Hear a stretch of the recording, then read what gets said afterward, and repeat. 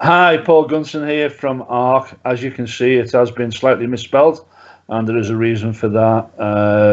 The allegory of my business is to identify for people the need to prepare for what are difficult times, and the analogy is the flood, Noah's Ark, and the words stand for "Are you ready for change?" I believe there is a massive change economically, business, and how we interact with each people on a social level and also on a business level. So what I'd like to do is invite you to this podcast, and I have a very, very special guest who's here today, somebody who I've known for a number of years. Her name is Jo Howarth, and her business is the Happiness Club. She personifies happiness, and I've asked her to come along as a guest to help us understand perhaps what's going on at the moment with this COVID-19 and see how it's impacted on her life and what her advice is to people who might be finding it a little bit difficult. So here's Jo. Welcome, Jo. Cool. Thank you very much, Paul. Thank you for having me on. My name's Jo Howarth. I run a company called the Happiness Club, and I teach people how to be happy in a nutshell. All the different components of that. I do it in lots of different ways. I do it by working with people one-to-one, by running workshops and webinars these days rather than workshops, and by running my online membership club, which is called the Happiness Club, which gives daily support and advice to people to help them change the way they think, change the way they see themselves, see the world, see the people in the world, so that they can be happier in their lives. Can I ask you, Jo, what impact has COVID-19 had on you as not only as an entrepreneur, business owner, but now also as a mother and a wife to your family who are constantly with you 24/7? So, obviously, it's having an impact on everyone. My children, I have 2 children, they're now at home permanently. One of them at 12 o'clock on a Tuesday, Paul, is still asleep. Bless her. So we've kind of gone into holiday mode, but it's got that surreal twinge to it, which it isn't really a holiday, but it feels like a holiday at the same time. And obviously it's impacted my business because, like I said before, I run workshops quite a lot of the time, which I'm not able to do now. So we're having to switch quite a lot of what we do online so that we're running webinars rather than workshops. On a personal note, obviously, it's bizarre not being able to have that connection, physical connection with people that you love or people that you do business with. But personally, for me, by nature, I'm actually an introvert. So being told to stay at home and not people is actually quite nice for me. It is a little bit of a bizarre holiday. Where are we? What are we? How's this going to work out? It's obviously presenting new challenges for all of us. So how are you dealing with that? So obviously I work in mental health. So for me, that's the absolute priority. The priority for me isn't for my children to do their schoolwork. And I know that sounds awful, and it probably makes me sound like a terrible mother. But for me, my priority is their mental health, my husband's mental health. Because that's what I know and that's what I work in. So we literally are taking it day by day. In fact, we're probably taking it hour by hour, if not minute by minute, because that's generally how I teach people to live their lives anyway. What we do very much as human beings is we tend to make up all these scenarios in our heads of what's happening, what's going to happen, how it's going to be, how it's all going to end up. And we forget that we're making those scenarios up and we're living, a week in the future or a month in the future instead of being where we are right now. And that's part of what I teach people to do, is to be where they are right now. So that's very much how we're approaching it. as I said, my eldest daughter is still in bed. Well, obviously it's normally a school day and she's still sleeping because that's what she feels like she needs to do right now. So I'm allowing her the space to do that. I'm not making her get up and be ready for school at 9 o'clock at home. It's, she is processing being away from her friends, being away from her routine, being away from her structure. So I'm allowing her to do that with my support, obviously talking to her and making sure, checking in and making sure she's feeling okay. But I'm allowing her to process it in her own way. My youngest daughter is the polar opposite. She's 10 years old and she's very much been up and started her schoolwork. She's probably finished her schoolwork by lunchtime every day and then she's got the afternoon to herself. But that's how she's coping with it, to keep herself in that structure and routine of doing some schoolwork every day. So we're all different, I guess is my point, really. Yeah. And going with the flow of how you feel in any given moment is absolutely what I teach other people to do. So it's absolutely what we're doing right now. Telling somebody to do something that they don't particularly want to do is obviously a challenge. And then I've got the polar opposite. I've got a 9-year-old grandson who's upstairs, cystic fibrosis. I've kind of got him doing what your daughter who's asleep doing, only with him, it's the PS4. You know, he would be on that for 12 hours without even thinking about it. What practical advice would you give them in considering their children and perhaps their own mental state as well, obviously? Well, obviously, their mental health is just as important. And I've spoken to a number of friends of mine, contacts of mine, who obviously are parents as well. And the stress they're putting themselves under to make sure their children are up to date with the schoolwork, and then they're not able to do their own business work because they're helping their children with their schoolwork, which is stressing them out more because now they're behind with their work too. For me, the whole thing is about taking the pressure off in whatever way you possibly can. Take the pressure off your children, take the pressure off yourself. We know, hopefully, we know that this is a temporary thing. Everything is temporary. Everything changes all the time. So it's not that our children are never going to learn again. It's not that they're never going to go back to school. It just is where we are now. So instead of putting yourself under an immense amount of stress and pressure to keep up with your own work and keep up with their work and make sure they're doing what they need, blah, blah, blah, my absolute first step would be to take the pressure off everybody, and to start prioritizing your mental health, because that is what is going to be impacted more than anything else, I think, in this whole thing. Yeah, I kind of agree with that, Jo. I think you're right. One of the things from when we did the business circuit was that to still promote your business successfully. What are you doing on that level? How are you going about that at the moment? Yeah, so obviously I'm using social media a lot. I already did use social media a lot. So it's not a massive change for me, but I know it is for other people. I use Zoom is my go-to platform for meetings. So I've done some online networking already. I've got more planned over the next few weeks. And social media, I mean, again, in the world that we were living in, social media was being demonized slightly in certain sections because, you know, obviously it has the potential for things like cyberbullying and all of that. And so it can affect people's mental health. And obviously there's a lot of negativity around in the world generally. So social media impacts people negatively. But for me, social media has always been a really positive experience, because for me, social media is all about connection. I live about 200 miles away from where I grew up. So a lot of my friends and family are 200 miles away from me, again, anyway. So I've always used social media as a way of keeping in touch with people, as a way of connecting to people that I wouldn't see necessarily in my normal everyday life anyway.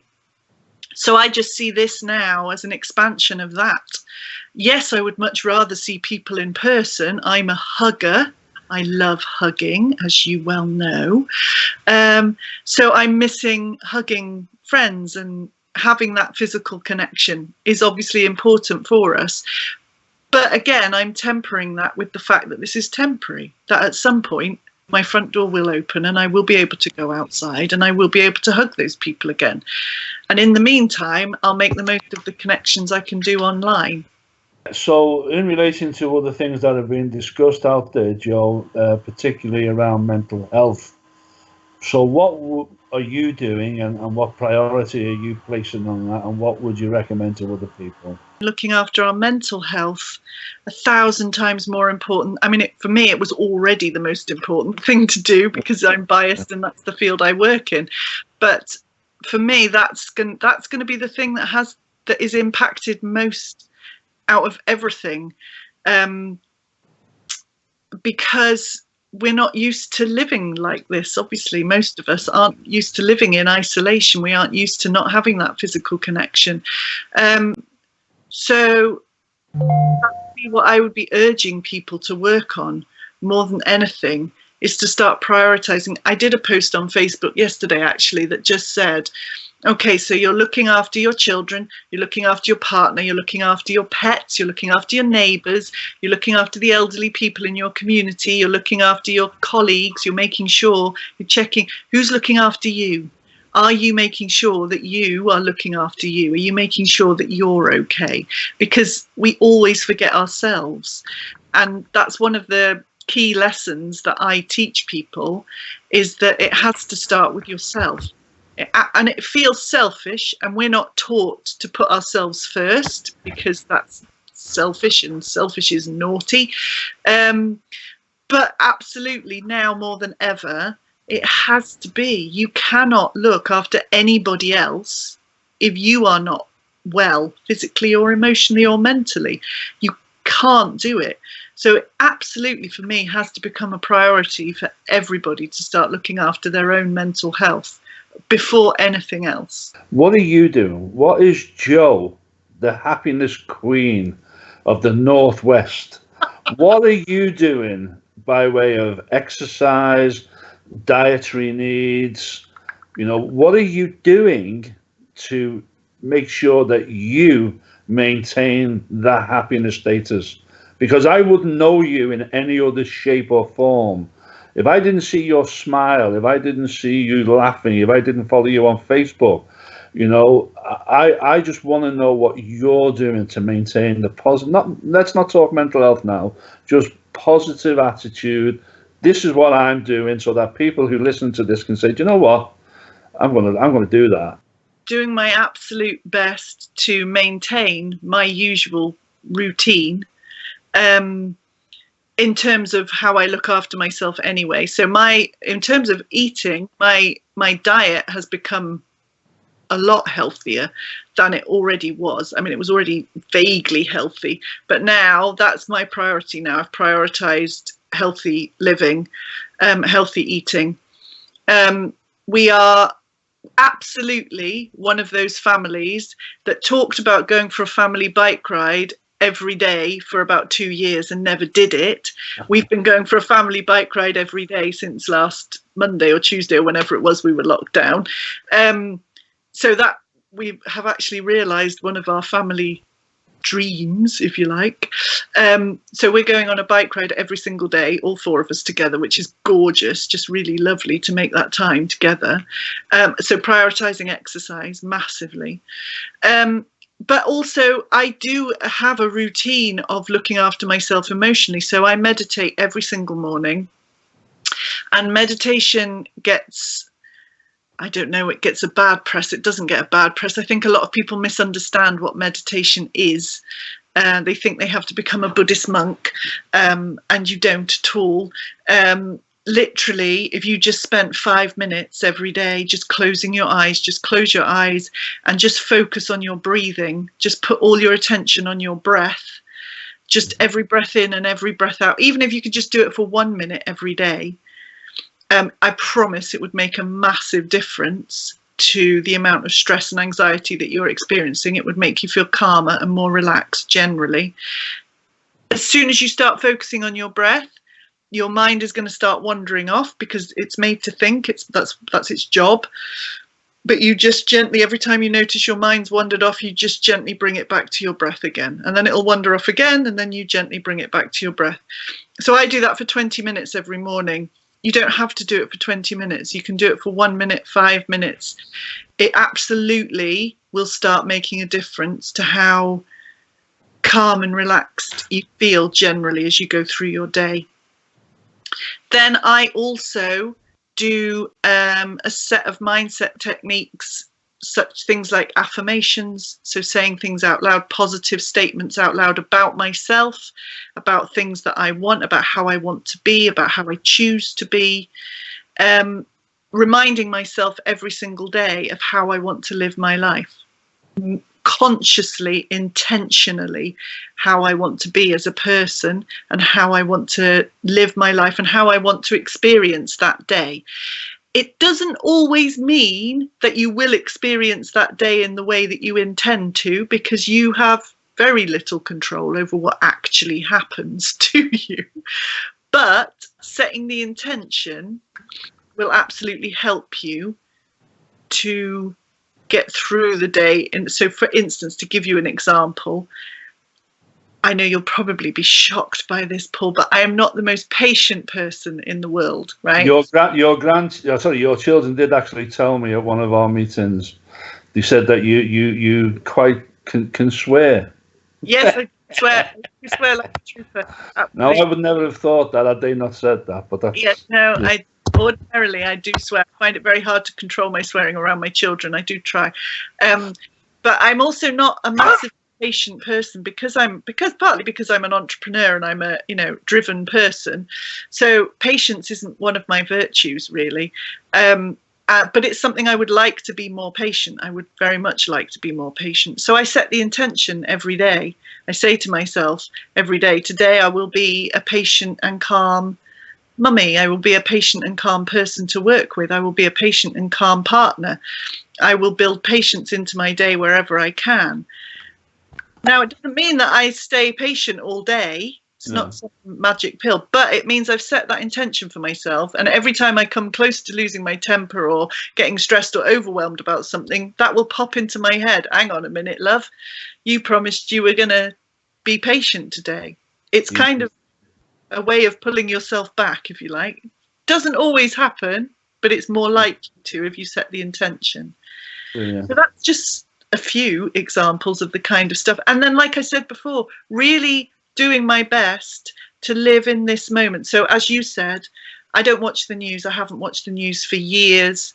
I don't read the news. I don't listen to the news. I haven't engaged in any of that for years.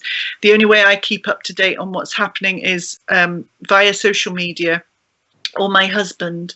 And again, at the moment, I am restricting the amount of social media that I'm exposing myself to protect my own mental health. Most of my thread on Facebook, for instance, is very positive because I engage with positive people. But obviously the odd negative thing and the odd conspiracy thing pops in there. So as soon as I start reading anything like that, I'll just come off social media because my utter priority is to protect what's going on in my head. Brilliant. Yeah, I kind of take those sentiments on board. Yeah, one of the things that I've got a few years on you, so, when I was certainly growing up as a child, it was always about board games and, sitting around the table, and we kind of lost those values I felt over the years because, everyone's got their iPhone, their PS, and while those wonderful inventions were designed to bring us together, I actually think they distanced us. They actually moved us because everyone went off into their own space and, had their own group of people, own group of friends. But I grew up with, we sat around the table as a family. We played cards, we played frustration, we played chase the ace, all of those, old games. And I've noticed talking to other people now that they're coming back. People are starting to sit at the table. They're having meals at the table again like they've never done before. And I guess you've just mentioned that in relation to bike riding. So you're already now, what I believe, are bringing back into the home, or I think we've got a wonderful opportunity as a humanity now to start to really focus on what being a family really means. And then we've got the other end of it. My granddaughter is a frontline nurse. She's an operation practitioner. She works in the theatres. And I've spoken to her every day, and she is stressed out to the hilt. As she says, we're acting now as if we're in a war. And it is a war. It's a war against the virus. As I'm sure you know now, I lost my wife 3 weeks ago to coronavirus. She did have underlying health problems. But, I wanted to take her legacy as being, a caregiver. We've had 117 children in 25 years that she predominantly looked after. So those values were kind of always in our house anyway. But even more so now, we're being able to focus on, well, hold on, what does being in a home really mean? What is all that about? And you just personified that to us, Jo. And I really, at this point, really want to thank you. So just in closing, just a sort of punt for your business. How do people get in touch with you? How, we are going to share some links to your business, because I think you've got a very, very crucial message to give to not only parents, but children as well, in understanding really what happiness means. It's not about your PS, it's not about your phone. It is about those hugs that you're longing to have again with friends and people who you know. So just tell us how people get hold of you, and then we can look at wrapping that up. That's absolutely been fantastic. Thanks, Jo. Okay. I would just actually, before I do that, just underline what you've just said. We've started playing way more board games than we've ever played, and there's way less arguments. So in our house, I absolutely refuse to play Monopoly because we always have an argument, right? But we've been playing Monopoly for the last 3 days, and there hasn't been a single argument. I think the whole thing has given us all the chance to have a different perspective. My children actually, despite being shut in the house together 24/7 now, are getting on better than they ever have. Yeah. Because it's the four of us. It's the four of us against whatever's out there. That's really the feeling that there is in this house. And I think that will be how it is in a lot of houses now, like you say, really very much. And I think it's a time of appreciation as well. I think it's absolutely a time to look at what you do have, not what you don't, not what you'd like, not what you could have, but what you absolutely do have right now in this moment, and appreciate it. Say thank you for it as many times as you can every single day. That's a huge that I use in my work, is to talk to people about appreciation and learning how to appreciate the smallest things in your life, because they actually 9 times out of 10, as we're now learning, turn out to be the biggest things. Sorry to just something just come to my mind there. I know we are running right out of time now, because I know you've gone to the call. Have you got time to share with the thing that always uplifted me, your story of the water running? Yeah. Can you very quickly do that? Yes, I because can. That always brightens my day. Okay, cool. Yeah, so I teach an exercise called the GLAD exercise, which is where we sit down at the end of the day and reflect back over that day. So it's specifically about that day, and find as many things from that day as you can to be glad about. So I don't tend to use the word gratitude. A lot of people talk about gratitude. I've come across a lot of people in my career who really struggle with feeling grateful. They really have been dealt such hard cards that they really can't see how they can be grateful for anything, but they can be glad about stuff that they've found in their day as they've gone. That glad for that cup of tea, or that cuddle with their favourite person, or that conversation with someone. They can be glad about that.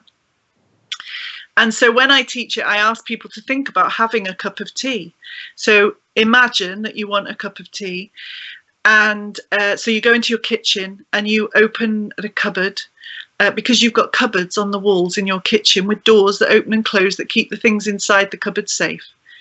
You open the cupboard and you take out a mug, a mug that someone else has made with their skill and talent and ability and sold to a shop that you've gone in with the money that you earn doing whatever it is you do and decided you like that mug enough to buy it and bring it home and put it in your cupboard with the door that opens and closes to keep it safe.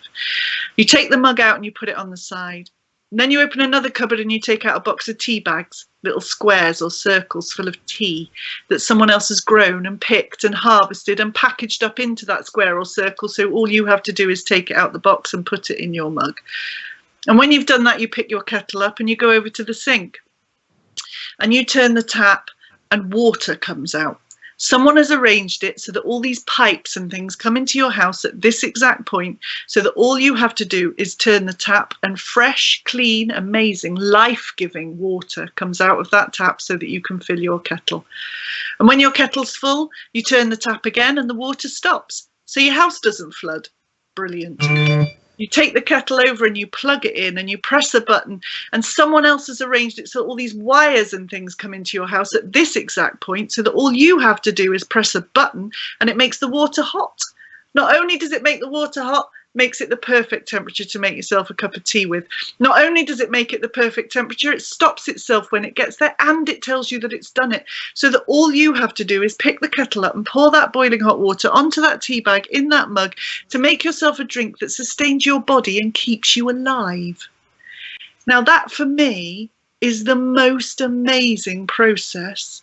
Astounding that as human beings we have all of that intelligence and ability and capability and innovation, and we pay no attention to it whatsoever. We walk past it every day with our blinkers on and we just have a cup of tea. We just take it for granted. And I think that's one of the things that this time is going to teach us to do, is to start appreciating all those little things that we've been walking past with blinkers on, that we've stopped appreciating. I think it is going to make us, I mean, it already is, if you look at it, it's making us appreciate the NHS. It's making us appreciate key workers, people that work in schools, people that work in shops, the people that run the infrastructure of this country, that actually we couldn't operate without them doing their jobs. The people that have been ignored for years are now being appreciated way more than they ever have been, which is awesome in my book. Jo, fantastic. I love hearing that. I've heard it probably 20 times now, and it always cheers me up. So, Jo, thank you for that. Thank you very much for coming onto my podcast. And again, we're going to post Jo's links to her business, and if anybody wants to get in touch with Jo, I'm sure she'll provide you the opportunity to do so. Just on closing, thank you, and also to ask you to share and like our page and hopefully get this to go viral, to use an expression, but you know, viral is a principle. You know, I didn't mention virus, I mean viral as in social media. The more people listen to this, I think we'll get an uplift from it, and we'll be able to spread some positivity out there. So once again, in closing, thank you very much for coming on board, Jo. Love you to bits, and I wish you and your family all the best, and let's hope we get through this stronger, better, happier, and certainly stronger as a family. Thanks, Jo. Take care.